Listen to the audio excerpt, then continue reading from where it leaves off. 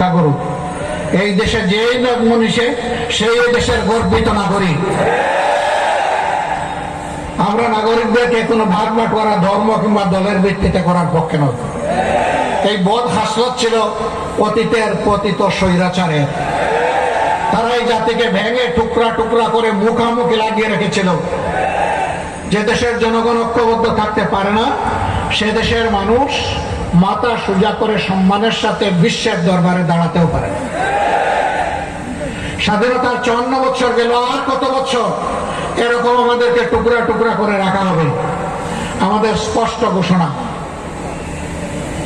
আমরা কোনো মেজরিটি এবং মাইনরিটি মানি না। আমরা সবাই মিলে ইউনিটি, একটাই জাতি আমরা। আমাদের পরিচয় আমরা বাংলাদেশ। হ্যাঁ, তারপরে অবশ্যই আমার পরিচয় থাকবে, আমি একজন মুসলমান, তিনি একজন হিন্দু, তিনি একজন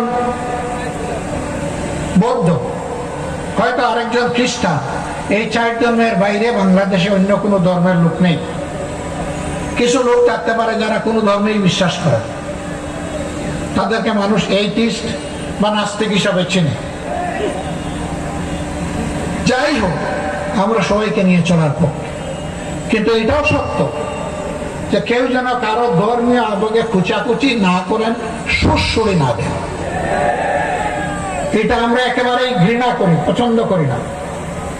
এরকম যদি কোথাও কোনো কিছু ঘটে, আমরা বলবো যে সম্প্রদায়ের মানুষ এটা করবে, প্রথম ওই সম্প্রদায়ের মানুষরা ওরে থামিয়ে দেবে। সম্প্রতি আমরা দেখেছি এরকম একটা ঘটনা ঘটেছে পটুয়াখালী। ঘটার পরে আমার হিন্দু সম্প্রদায়ের বন্ধুরা ওই ছেলেকে নিয়ে সমস্ত মানুষের সামনে হাজির হয়েছে। হাজির হয়ে বলেছেন, আপনারা যে শাস্তি চান ওই শাস্তি দেওয়ার জন্য আমরা তাকে আজকে নিয়ে এসেছি।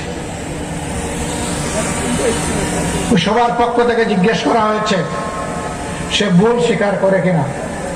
সে দাঁড়িয়ে কোর জুড়ে বলেছে আমার ভুল হয়ে গেছে। তাকে জিজ্ঞেস করা হয়েছে এই জন্য তুমি অনুতপ্ত কিনা।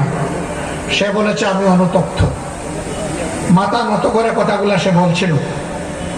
ওখানকার বিজ্ঞ লোকেরা বলেছেন তার ভুল স্বীকার করা, আন্তরিকভাবে অনুতপ্ত হওয়া এবং যাদের মনে আঘাত দিয়েছে তাদের সামনে এসে ক্ষমা প্রার্থনা করা, এটাই তার শাস্তি। এর বাইরে কোনো শাস্তি দেওয়ার প্রয়োজন নেই।